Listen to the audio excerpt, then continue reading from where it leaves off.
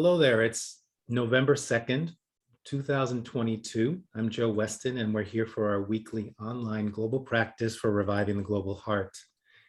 And as I always say, it's great to see familiar faces. It's great to see new faces, people who come regularly, people who drop in when they have time. That's the nature of this, because in essence, while that is happening, when people come in and out or when people gather often, there's always that heart connection.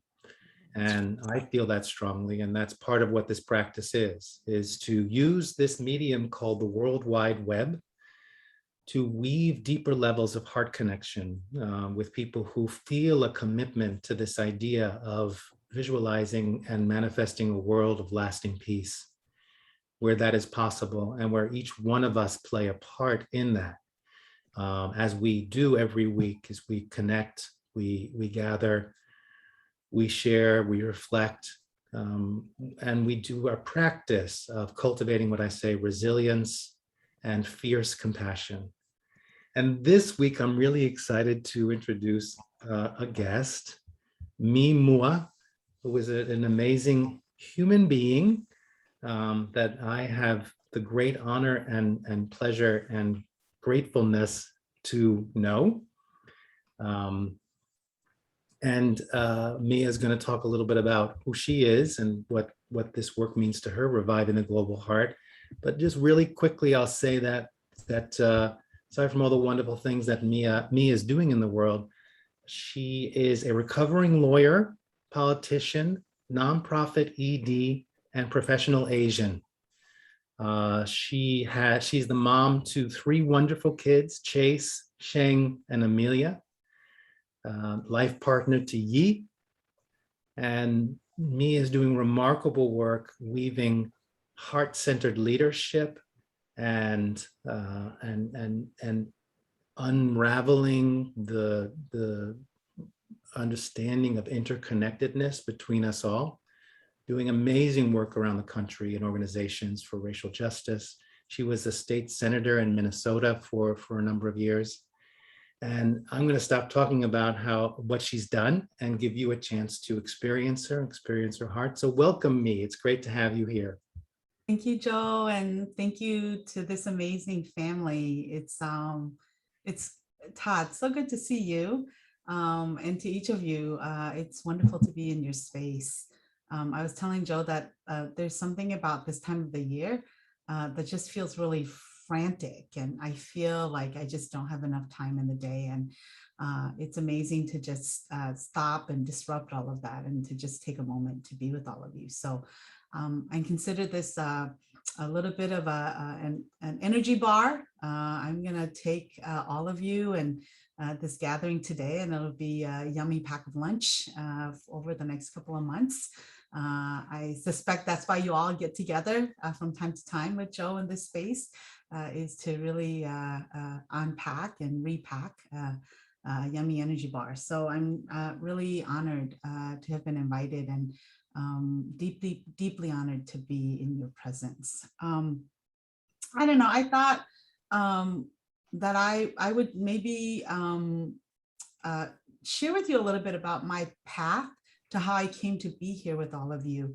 And the caveat I want to say is that, you know, I am a product in progress. I'm a product in progress. I am 52 years old, and I am still product in progress. And the reason for that is I think, you know, even in utero, I was always running, you know, running as a Civil War refugee in Laos. My mom and dad got married in a teeny tiny little jungle village when I was, but in her womb, we had fled to 3 different villages before I was born, on a dirt floor in a thatched roof bamboo hut with no running water or electricity. When I was 5 years old, we left our one village and we walked by foot and fled across the Mekong River, and we became political refugees in Thailand. And then we fled.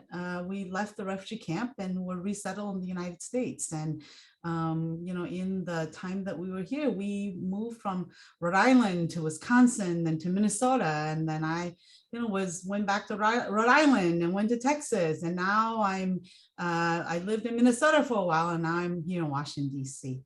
And I share with you all of that because I feel like throughout that journey, I was always running, less about running towards something, but about running away from something, right? Whether that was running from the communist soldiers, or, running from a deep sense of fear, insecurity about the future. So of course, I didn't just go to college. I mean, I got a master's degree and a law degree. And, some days I even thought I might go back and get a MBA, right? I mean, like, all of that is not necessarily about being pulled towards something, but being pushed forward out of a deep sense of fear and insecurity, almost as if I just wasn't ever enough, right? And that I was always reaching for it.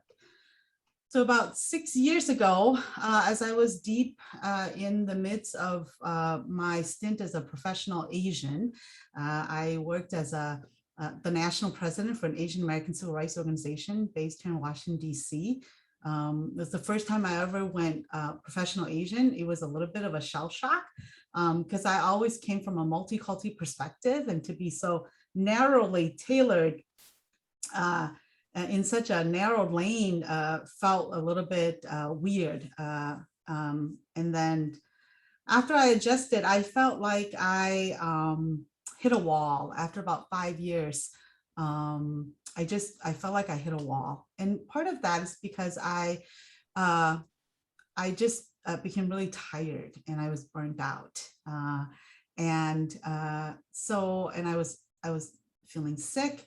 And I really felt like I had reached the end of my ropes. And so I was trying to figure out what to do. And when you're a refugee, you don't do something, move to a leave your plan A without a plan B. And yet for the first time in my life, I didn't have a plan B and I didn't know what to do. And I was in this moment of absolute darkness of not knowing what I needed to do. So I was surfing the internet and I came upon this poem that I want to quickly read to you. That at the moment, it was untitled, by the way. It's by a writer named Erins Hansen. I never seen any other poems by Erin, but I felt like Erin wrote this poem and she left it untitled because she meant for me to put my name on top of the title. So I'm going to quickly read it to you. Erin says, "Let me tell you the tale of a girl who didn't stop, who climbed up every mountain without a pause upon the top. She danced until each blade of grass was clothed in drops of dew, and the sun knew her name, but the silver moon did too. For a fear has settled on her bones, a fear of sitting still, that if you're not moving forward, it must mean that you never will. So in time, her dance got slower, and she looked at all that she'd seen, but found gaps inside the places that she'd never fully been. For she was a human doing, human moving, human seeing, but she had never taken time to simply be a human being." I cried and cried and cried and cried, and I clutched the poem to my heart and I said, "Oh my God," I said, "this is me. The reason why it's untitled is because I'm supposed to put my name on top of that." And that, among some other amazing mentors who stepped in and who really helped me to unpack the moment, led me into a life where I was able to disrupt that. And I was able to go deep inside and made a commitment to myself that I had to be the start of my own journey. That in order for me to get to that place of being the human being, I had to give myself permission to be me first. And so that started sort of, this journey that I've been on. And I don't know, I happened to this amazing life of working with others. I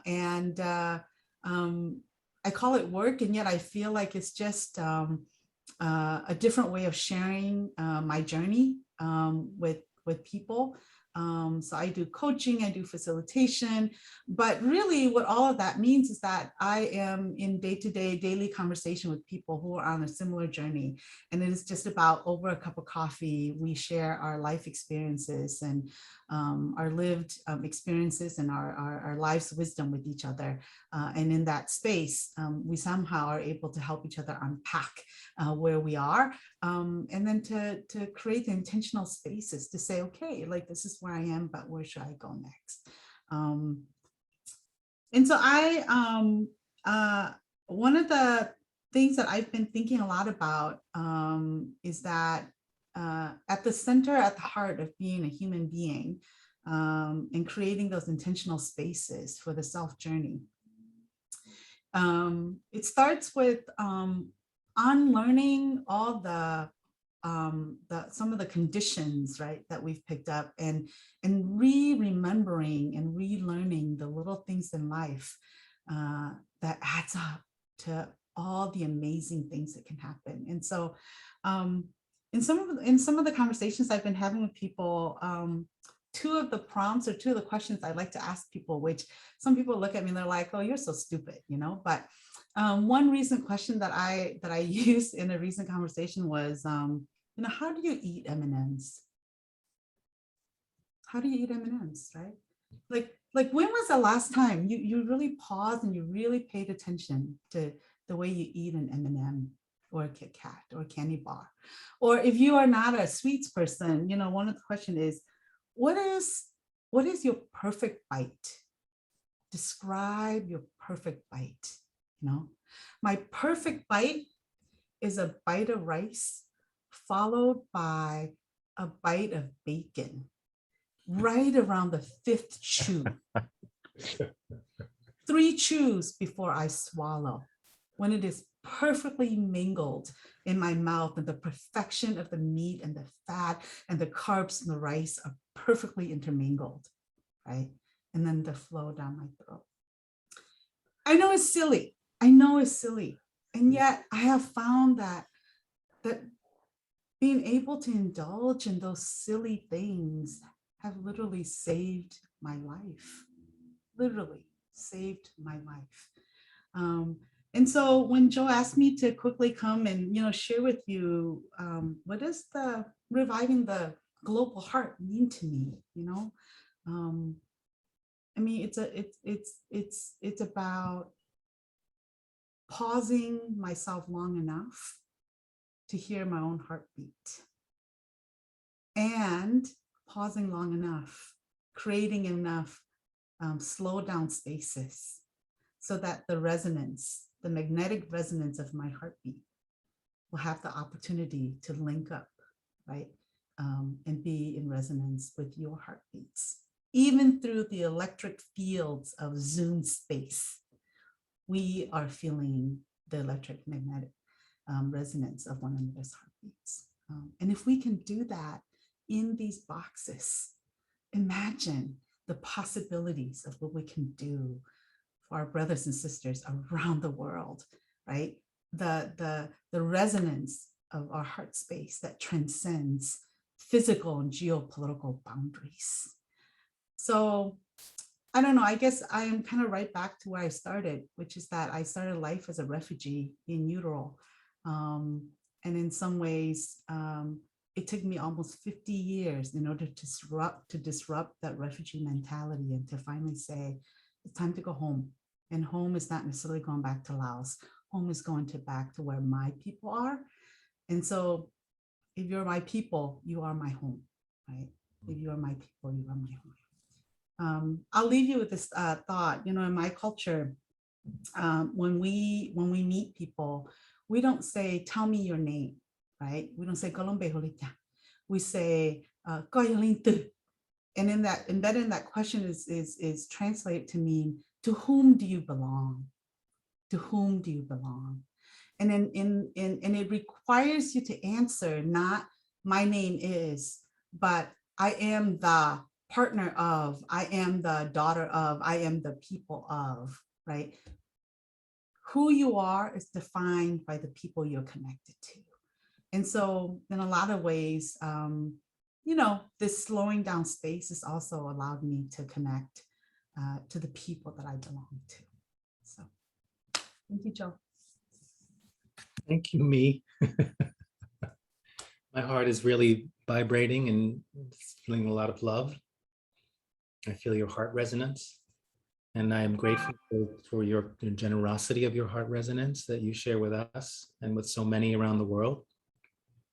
Maybe we'll bring you on another time to, some people on this call might be interested how you could possibly bring some of this, since being in the Minnesota State Senate, how you can bring some of this to there. I don't know if we want to switch that energy, but that's some other point. But what I'd like to do is, I'm sure a number of you might have something you want to reflect back to me or ask questions. I'd like to lead us in our practice first, and then we'll have time to share. If that sounds okay. All right, so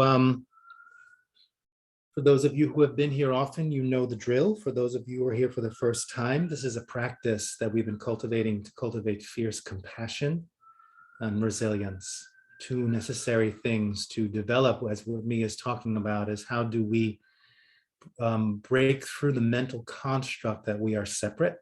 It's nothing more than a mental construct, and wake up and see literally that we are all interconnected. We are all interdependent. And this practice helps us break through our own personal mental constructs that keep us believing that we are separate. So that just naturally, as we cultivate more of a sense of opening our hearts to the capacity of our hearts to take in more people, it just, our fields just radiate out more naturally without any effort. We can just be a heart being instead of doing heart being. So sitting in a way where your spine is straight without being rigid. Maybe coming to the edge of your chair, also elongating from the back of your neck, so you're tucking your chin in a little bit. Relaxing your jaw, relaxing your shoulders, relaxing your belly. And in this practice, as we cultivate resilience, for us, resilience means cultivating a deeper level of presence, awareness, balance, and flow. So in this posture, we call power sit, bringing your attention to your core and your lower belly. So if you want to investigate, if you put your fingers together, it's approximately the width of 3 fingers below your navel and a third of the way into the body. So you put your fingers together, put your index finger over your navel, and where your pinky resides, that's approximately the width of 3 fingers below your navel. From that point, bring your attention now inside of your body, about a third of the way from the front of the body, focusing on a spot in your lower belly that's the width of 3 fingers below your navel, a third of the way into the body. Bring your full attention to that spot. If it feels safe for you, closing your eyes so you can cultivate in this practice a deeper level of listening. Connecting now with your core, your center of gravity, impulse, personal power, and awareness, perception.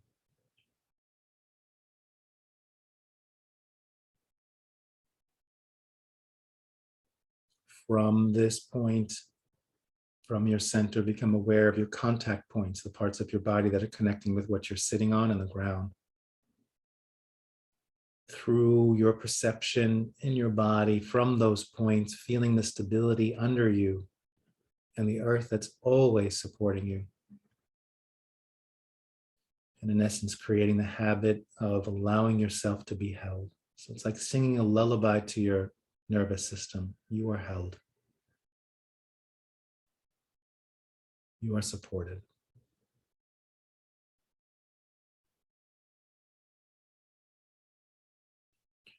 And as we do this practice to come more into the present moment, we begin with the self. So from your center, become aware of your physical body. In what ways can you just observe and listen and simply allow your body to be in this moment, not to do, but to be?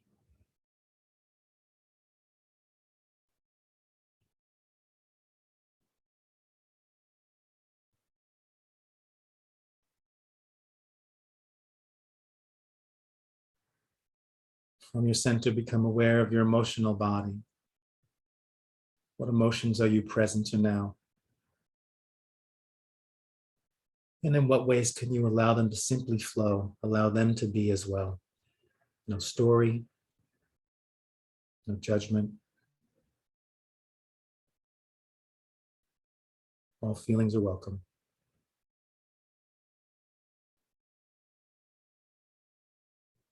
From your center, become aware of your mental body, your thoughts. Not necessarily what are your thoughts, but how are your thoughts? Are they tight and judgmental, spacious and generous? Simply observe and notice.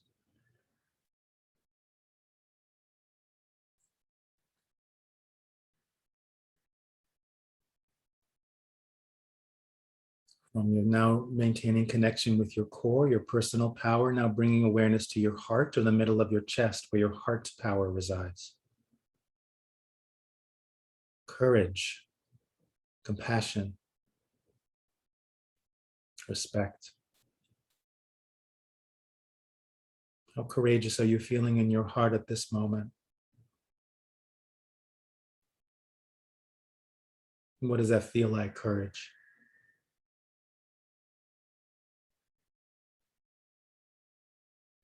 And from both your center and your heart, becoming aware of that part of you that has access to or connection to something larger than yourself. And as you connect with that part of you from your core and your heart, becoming aware in this present moment of how connected you are in this moment to something larger than yourself.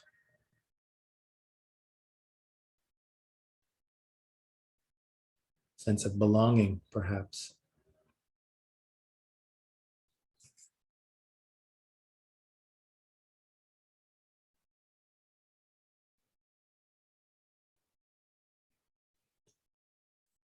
And continuing our journey of connecting with ourselves, now extending your sense of self outside of the skin of your body to extend to your personal boundaries. And in this moment, from your center and from your heart, connecting with your personal boundaries and connecting, therefore, with everything in between, which is your personal space. In all directions, behind you, above you.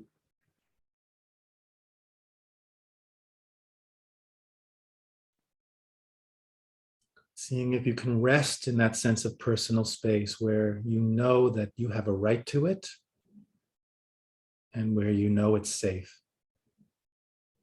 A sense of coming home. Resting in that.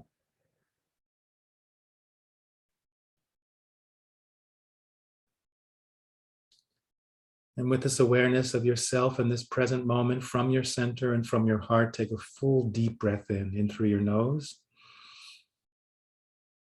and out through your mouth.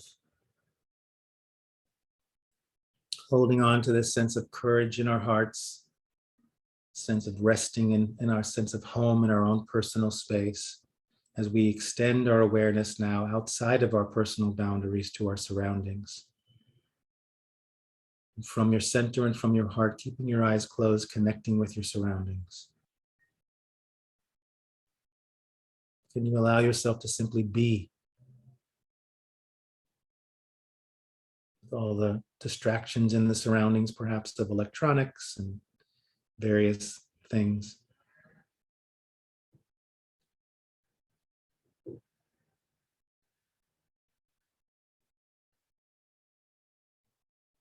Noticing how how your surroundings might be influencing you in this moment.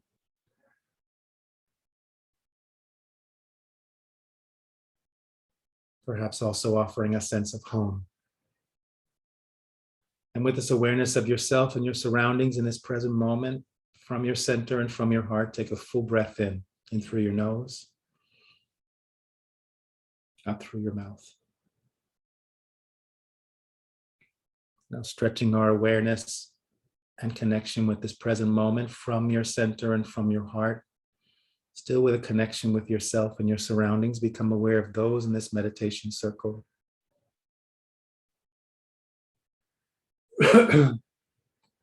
Through the World Wide Web, perhaps as if we're sitting in a circle. Various parts of North America, Europe, other parts of the world. From your center and from your heart, connecting with others in this circle. Can you allow yourself to simply be in the presence of others? How does this influence your level of courage in your heart, sitting in heart resonance with others? Sense of home.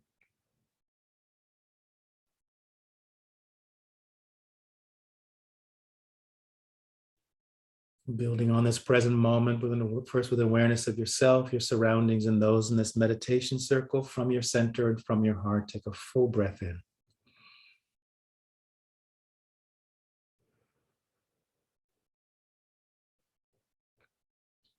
Expanding our sense of awareness from your center and from your heart. Becoming aware of all human beings, first beginning with those human beings you would label as loved ones. Who arises in your heart? What faces do you see as you stand or sit face to face with them? Giving yourself and giving them the gift of simply being.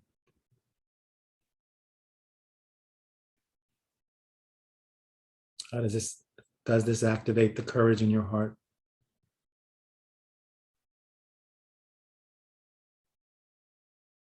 And considering as you connect with them, silly things like how they eat candy,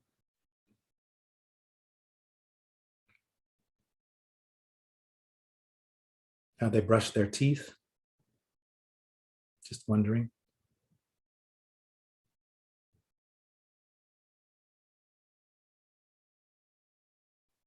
Noting if this influences your connection with them. And from your center and from your heart, becoming aware of those human beings you would label as stranger. How many can you hold in your heart in this moment? What faces do you see? What groups of people do you see? What rises in your heart? How does this influence your level of courage as you stand face to face with them? Sense of home. And inviting them into the gift of simply being.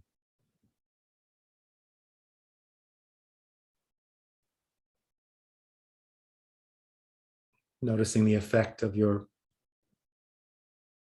offering to loved ones and strangers. Considering strangers on the other side of the world, how do they wake up in the morning? How do they gather food? How do they nurse a bruised knee?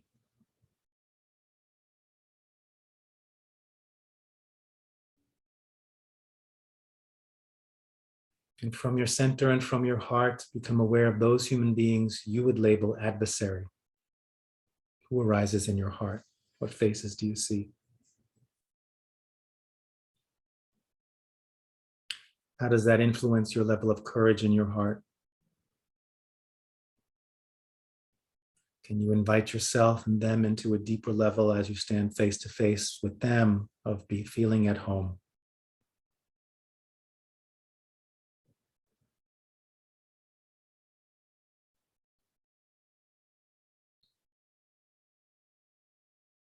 Considering things like what's your adversaries, what's their favorite color,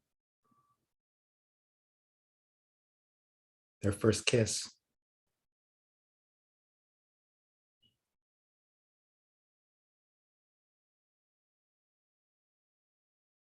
And as you Now stand or sit face to face with all human beings, still connected with this meditation circle, your surroundings, and yourself.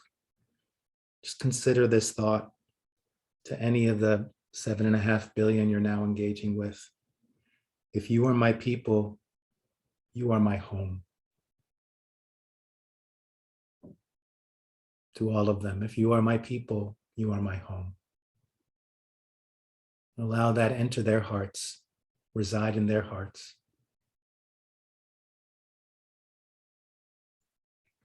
Noticing the effects of the practice so far, allowing energy to flow and emotions to flow. Bringing all human beings back into your heart, all those you've just connected with, as you bring your awareness back to those in this meditation circle. Whispering in your hearts to them, if you are my people, you are my home. And with a nod of acknowledgement, they now enter your heart, taking them into your heart as you bring your awareness back to your surroundings. Taking your surroundings into your heart, bringing that all back to yourself. And residing and finding centeredness in your own sense of home within yourself.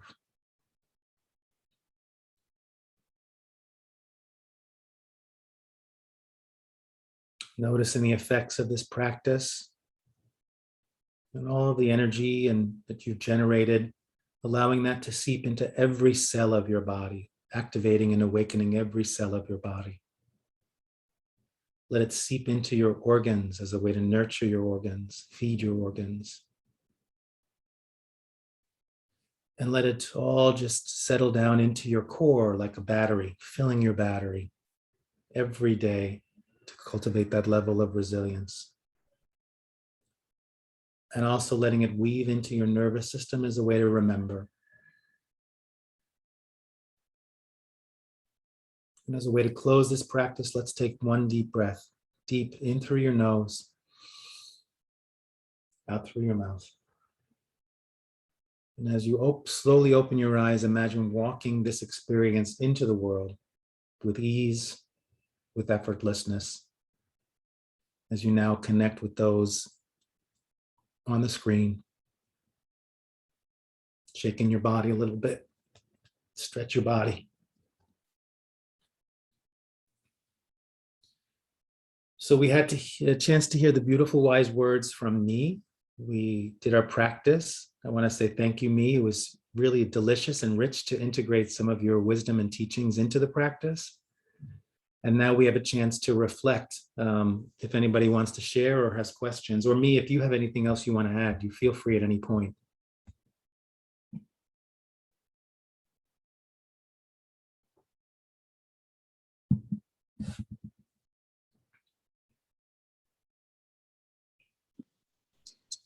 I just feel so curious, me, about, I feel like I understand what you were saying in my body and on a soul level.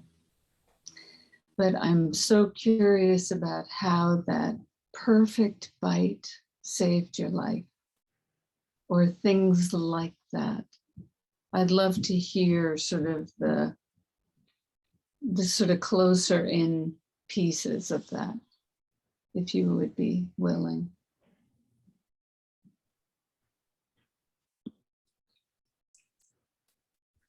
Yeah, I think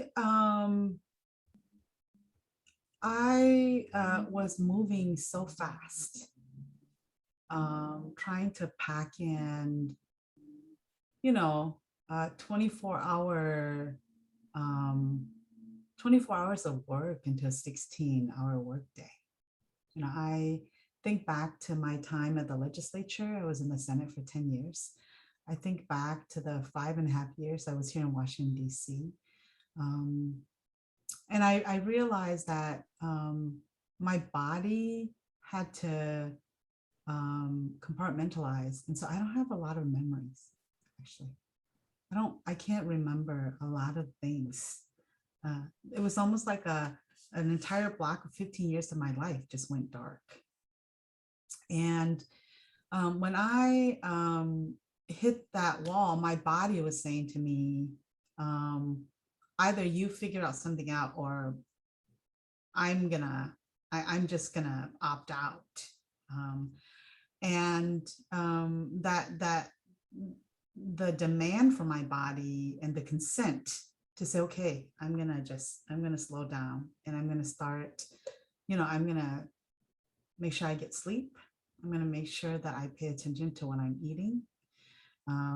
Not just eating because I have a breakfast meeting, a lunch meeting, a dinner meeting, and a late evening meeting, right? Because that's just what we do. But being really intentional, thoughtful about what I enjoy, and that I have the time to eat all throughout the days. Like, I have the time. I'm not rushing for time, right? I'm not, like, just being really intentional and thoughtful about that, but in a slow down space.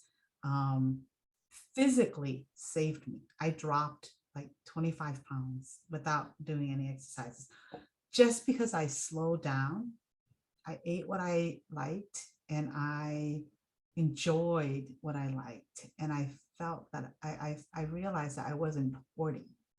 And I wasn't hoarding every bite because I was afraid that I was going to run out of time. Um, and I stopped bleeding. I didn't need surgery. I mean, it was just sort of like, it was this roller coaster. And so, the symbol of imagining what your perfect bite is, all of that, I think, came into play, in the being really thoughtful about capturing what that perfect bite was. May I add something to that? This is Tammy. Yeah, of course. I recently lost my home, as defined by people, an important person in my life. And I spent the last 6 months remaking my home. And when you talked about finding the perfect bite, I live in a rental, so that this isn't a space that I own. And because of that, and I've always lived in rentals. And so for the most part, and there's that sense of like, well, this is just temporary because I have to move on. I'm going to have to move on. So let's just not put a lot into this because it's temporary. I'm going to have to move on. But now I find myself in a place where I have to remake home. So for the first time in my life, I bought a really large plant at the encouragement of someone who loves plants. She pointed at a honeysuckle plant and said, "You need to buy this one. Take this one home." This is like a $50 to $5 plant. It's huge. It's ginormous. And, I don't know anything about taking care of plants. And this thing is big, and don't I have other things to do with my money? But I bought the plant because she was just so insistent. So I bought the plant, I brought it home. And every morning, just about, I step outside first thing in the morning, I open my blinds, and there's that plant. And so I step outside and I smell it. Every morning, it's one of the first things I do is I smell that plant.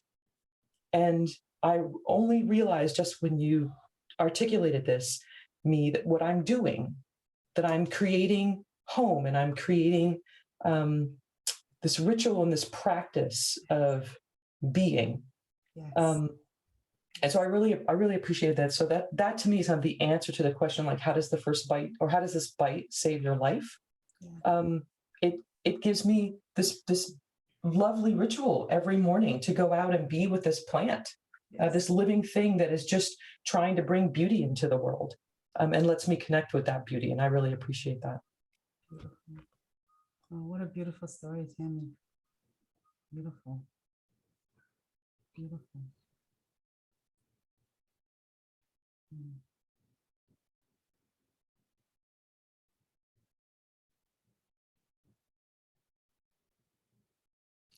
So I want to share what I love is when four-leggeds join us. So thanks, Cindy, for letting the four-legged join us. And there he is. There she is. And Joshua, we've never had a winged being join us for these practices. So thank you for that. And now we, of course, have a tree. Tammy, does the tree have a name? I have not. No, I haven't named the honeysuckle. I haven't named it. I just think if we just call it the honeysuckle, it knows who it is. Okay. Call it, well, you can call her honey for short. You know, Tammy, Honeysuckle is such a beautiful name. um, Tammy, I was just reflecting and thinking about what you said about home, yeah, and you know, all of my life, we lived in public housing, we lived in rental properties, we never really owned a home, really until I became adult and got married and bought my first home. So, but my mom always said to me that ownership, right? What's on paper doesn't make you the owner of your space. That even if you pay rent to a landlord, your home is your home. And if you don't make it your home, when you actually do arrive in a space and a time when you are the owner of the space, you won't recognize it because you haven't practiced owning or caring or tending to that space. No, you better preach now. Yeah, right. Right. And so I love that, right? I love your thinking, and it made me think about my mom. So thank you. Thank you for that. That's a fantastic reminder for me. It's really important. Thank you. Hey, Me, do you mind sharing your mom's name? Yeah, my mom's name is my mom has two last names as her name. Her name is Vang, and you know, in Hmong culture, we only have 18 last names. So Vang is one of the 18 last names, and then her last name is Tao, and so her name is Vang Tao. And then when we were in the refugee camp, they automatically gave all the women their husbands' last names. And in my culture, you don't do that because we practice clan exogamy. You don't marry somebody with your same last name because there's only 18 clans. So we're all, like, anybody with my last name is related to me. So when we came to the US and my mom became a citizen, she reclaimed her last name Tao as her middle name. She still kept my dad's last name, but so her name is Vang. Thank you. All right, so let's sum up. We're at the end of Me, thank you so much to share your heart with us and your wisdom and your humor and your joy and your courage and your story. I feel the generosity in that, and I'm feeling very grateful. As always, we dedicate this energy that we have created. Since we've generated this remarkable energy, let's direct it. You can send that energy off to those who are in need, that you know in your life, who could use some of this energy, this heart resonance. All initiatives that have been set up, or individuals that work to create more of a sense of interconnectedness and heart connection. To all those beings out there in this moment who are feeling alone and isolated, may this energy help them to just get that moment of courage to reach out, ask for help, connect, or that a loved one in their life just happens to think of them and sends them a note. And may all beings on this planet have enough fresh water to drink and food to eat. And may all governments and world leaders govern from a place of wisdom and compassion, as opposed to fear and greed. All right, thank you. Thank you, Me. Thank you for all who showed up. We're here every Tuesday. Join us, tell people about this as we continue to grow our community. We have the third Thursday of November. We're doing at 6:30 p.m. I'm not sure what the date is. We're doing a Fierce Civility meetup. So make a note of that if you want to come and join us. Josh was there last time. If you want to make a donation for this, all proceeds go to the Fierce Civility Project. Just go to the fiercivility.org to make a donation. Alice, it was great. Janice, it was great to have you join us. And we'll see you all next week. Bye, everyone.